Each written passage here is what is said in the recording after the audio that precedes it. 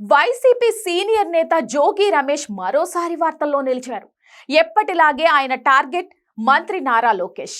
గత ప్రభుత్వ హయాంలోనూ ఇప్పుడు ప్రతిపక్షంలో ఉన్నప్పుడు ఆయన ప్రజా సమస్యలపై కంటే లోకేష్ పై వ్యక్తిగత విమర్శలకే ఎక్కువ ప్రాధాన్యత ఇస్తున్నారు. తాజాగా లోకేష్ వ్యక్తిత్వంపై, బాడీ లాంగ్వేజ్ పై జోగి రమేష్ చేసిన వ్యాఖ్యలు రాజకీయ వర్గాల్లో చర్చనీయాంశంగా మారాయి.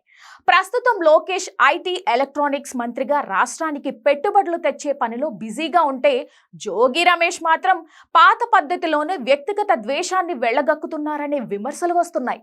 రాజకీయాల్లో బాడీ షేమింగ్ చేయడం, వ్యక్తిత్వాన్ని కించపరచడం పాతబడిన వ్యూహం. నేటి తరం ఓటర్లు అభివృద్ధిని, పనితీరును చూసి ఓట్లు వేస్తున్నారు తప్ప ఎవరు ఎవరిని ఎంత గట్టిగా తిట్టారన్నది చూడటం లేదు. లోకేష్ పై గతంలో చేసిన విమర్శలేవీ ఎన్నికల్లో పనిచేయలేదు. పైగా ఆయన భారీ మెజారిటీతో గెలిచారు. అయినా సరే జోగి రమేష్ ఇంకా అదే పందాను కొనసాగించడం వల్ల అది ప్రజలకు ఫ్రస్ట్రేషన్ గానే కనిపిస్తుంది తప్ప సీరియస్ పాలిటిక్స్ లా అనిపించడం లేదు. ప్రజల తరపున పోరాడితే గుర్తింపు వస్తుంది, కానీ ఒక వ్యక్తిని టార్గెట్ చేసుకుని అసభ్యంగా మాట్లాడితే రికార్డులో మాత్రమే ఉంటారు, ప్రజల గుండెల్లో కాదు. జోగి రమేష్ తన అనుభవాన్ని ప్రభుత్వంపై నిర్మాణాత్మక విమర్శలు చేయడానికి వాడితే పార్టీకి మేలు జరుగుతుంది. లేదంటే ఇంకా మారలేదు అనే ముద్రపడి రాజకీయంగా మరింత నష్టపోయే ప్రమాదం ఉంది.